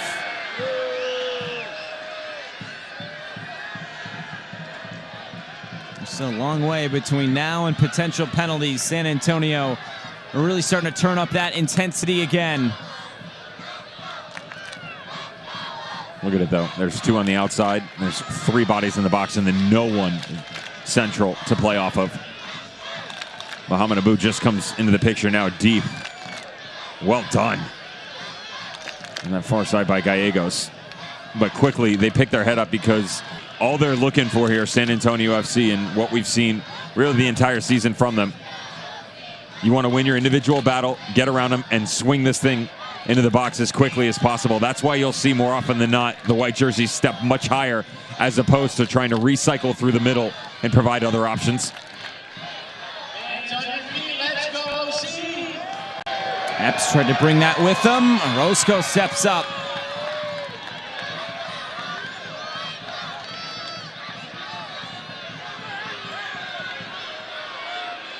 Abu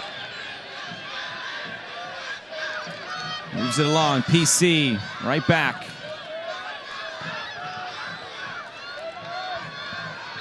PC over the top. And Rakowski able to bring this in. Looks like PC collided with Orozco, and that'll be a yellow card.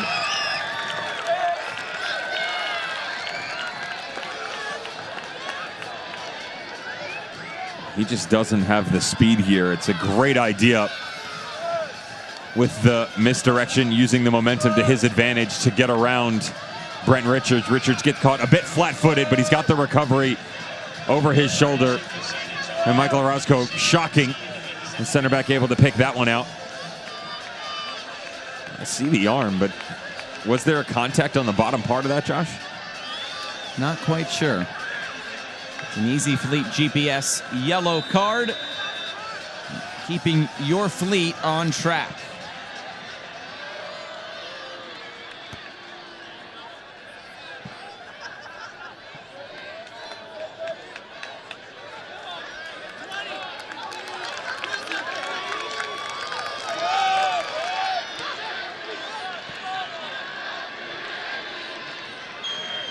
.90 seconds remain. Sean Ugo Akoli preparing to come on for Orange County. Or it looks like we get an extra time. And that can change. Brent Richards. It's been a bright night for him at right back. Ben Mines puts the ball in. It's right up into the air. Mines providing pressure from behind. And it was Tainter who felt that hand in the back and went to ground. And here is that substitution. Sean Ugo Okoli coming on. It's an Easy Fleet. Or pardon me, it's a Metaquip substitution. Metaquip turning setbacks into comebacks. It'll be Alaski coming off.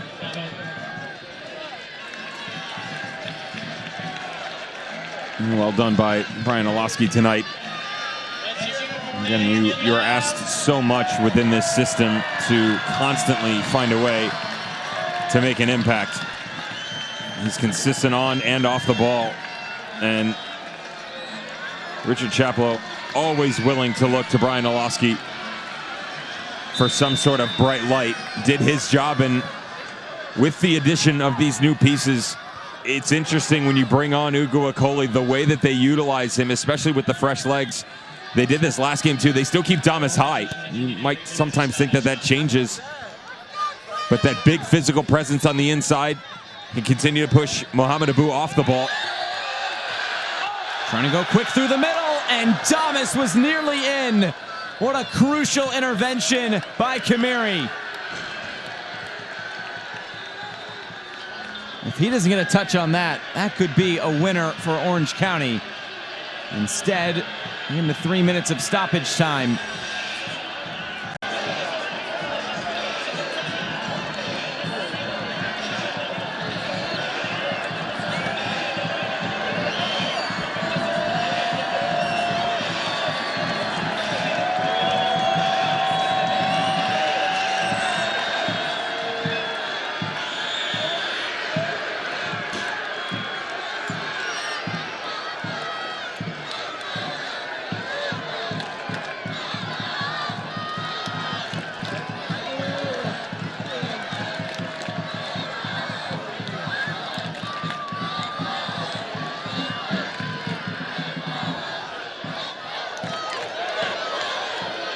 Here's Patino playing this through with a through ball way too heavy.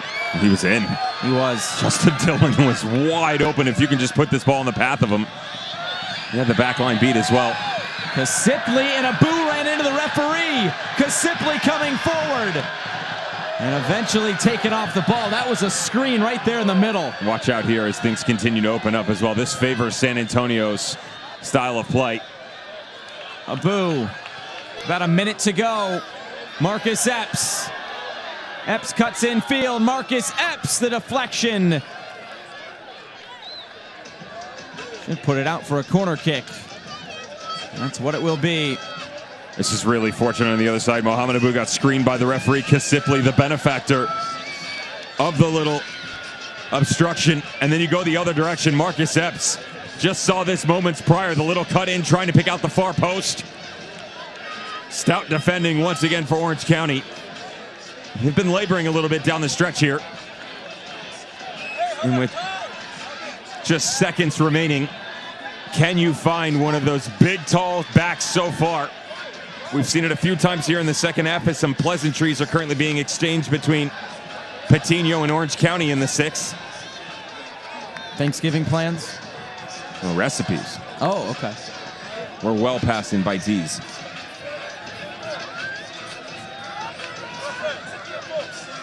You bring in pie, you bring in an appetizer.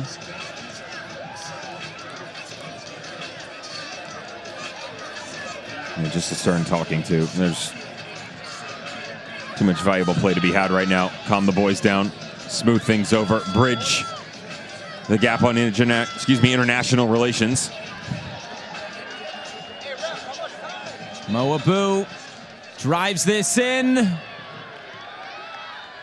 Alston will head it out. It'll be a throw-in on the far side. And that will conclude regulation for the second straight week for Orange County. We are headed to extra time in this Western Conference final. I commend San Antonio coming out of the dressing room after the first half. They struggled to get on the ball in any way, shape, and form, but they took what the game gave them here in the second half. They were much more patient, to the tune of 7 shots. Now, I understand they only hit the target once, but they don't care. This is more about quality. They want to pound the net as often as possible. They get their equalizer. Changes made by both parts. Still another 30 minutes. Strap yourselves in. We are not done yet in this Western Conference final. We need a winner. Orange County won. San Antonio won. Extra time is next.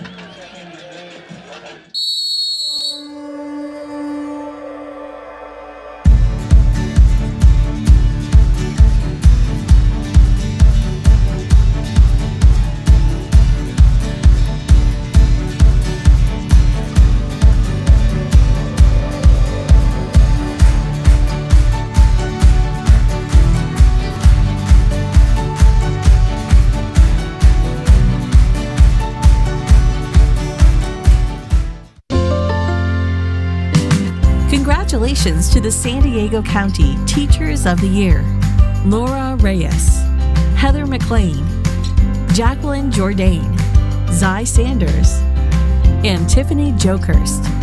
This year has provided a mountain of challenges, but every mountaintop is within reach if you just keep climbing. Cox Presents Salute to Teachers is proudly sponsored by these charitable companies.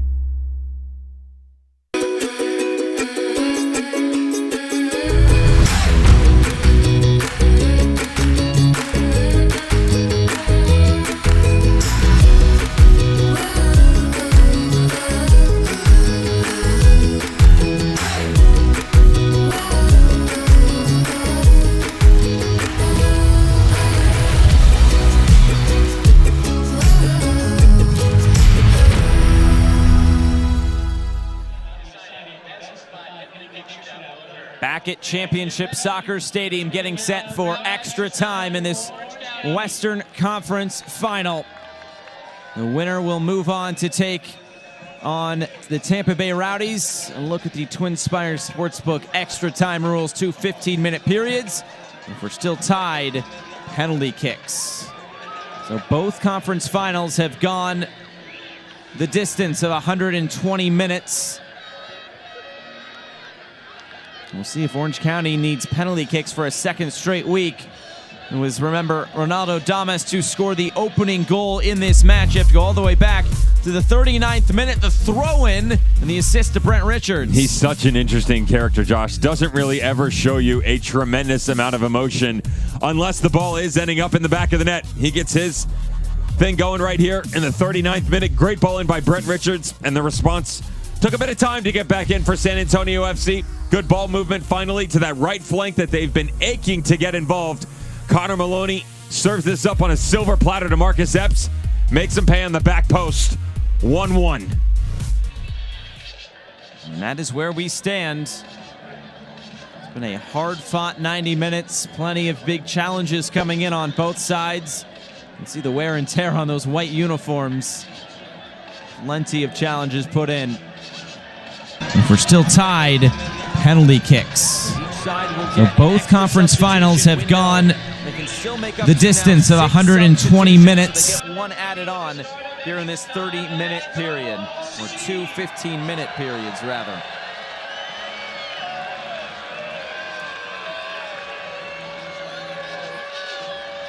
We're staying up late out east. Happy Sunday.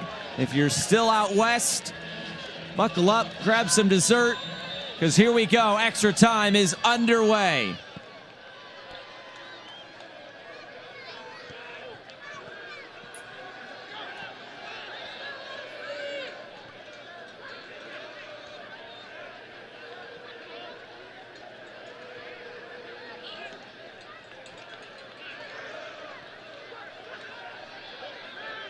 Here's Powers. Out wide to the right. Collision on the far side. And the referee will blow for a free kick. I think Ben Mines wanted advantage to be played. It will be a set-piece opportunity for OC. You can't really blame him, can you? Because his recovery to get up and immediately get back on the ball was brilliantly done. PC doesn't agree, but in the contact over there. Little cutback, and he's a crafty little player. Ben Mines. Well done on the one-on-one versus PC. Little cutback through, and can we Talk about the runners just sitting right outside. Look at Seth Kasipli. He can strike the ball. Just standing all by his lonesome. So is Enevoldsen. Let's see what the decision is here. Ball whipped in. It's Enevoldsen. Good call, Devin, and out for a corner kick. More concerning is the fact that San Antonio didn't pick it up. That's one of the best strikers of the ball for Orange County, and he's just sitting all by his lonesome. Watch him move towards the penalty mark. It's a tough ball to take up off the deck, too. Notice the first hop, and he catches it on the bottom of the second. Doesn't connect fully. PC able to push it aside. That still had a chance going in. Far had some traffic to deal with in front. First corner kick of extra time. It's Damas, who was nearly there.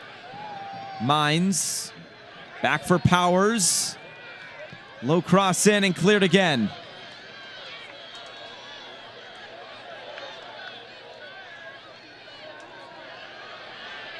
Orange County not letting this out. Okoli.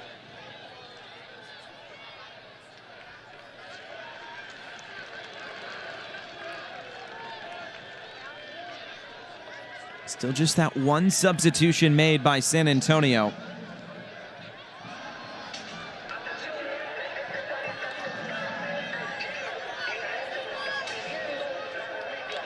So Orange County can still make 2 substitutions in one window. San Antonio still has 3 substitution windows left. They can make up to 5 to put them up to that 6th threshold. Another long throw-in. Second ball picked up. Mines battling for it before it's knocked away.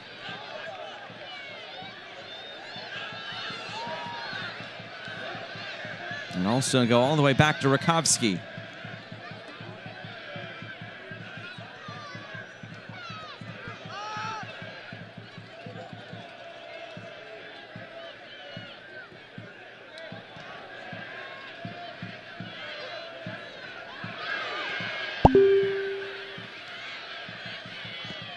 Enevoldsen, lofted ball forward for Damas.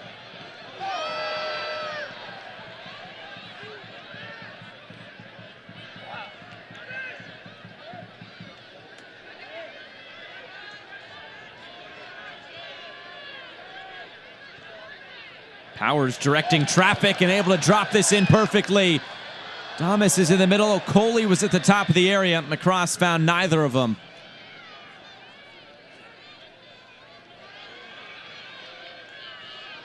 Now Gallegos for San Antonio. The referee content to let play go on. Powers. Okoli moves it out wide again. Mines. Another deflected cross, and this out of play, and referee will stop play again for an injured player. That's PC.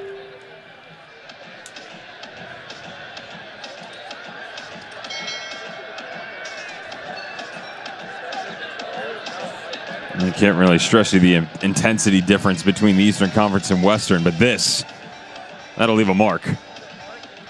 Well done by PC, hands behind. Sees that Ben Mines is going to try and whip this thing in. Takes one off the old noggin.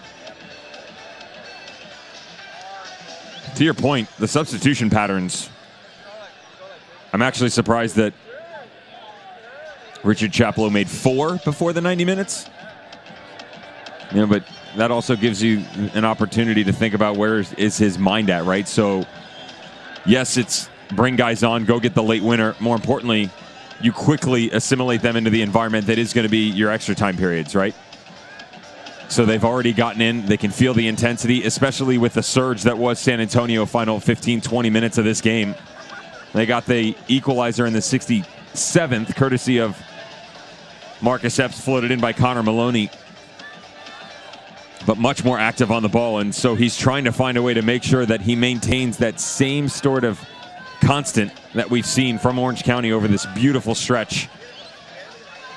Remember, just that 1 goal given up to Vegas in 7 games, bookended by 3 shutouts on either side. Had not conceded in the playoffs yet. And all of a sudden you're looking around going, okay, how do we get through this and get ourselves either a winner or into overtime? And Alan Marcina, not surprised at that either. Just the one change. They go deep within the reserves, within the players that they start with. But how much do they have left in the tank? A lot of guys right there. Look at them stretching. Mitchell Tainer, Gallegos. I've seen Marcus Epps as well. The body can only handle so much.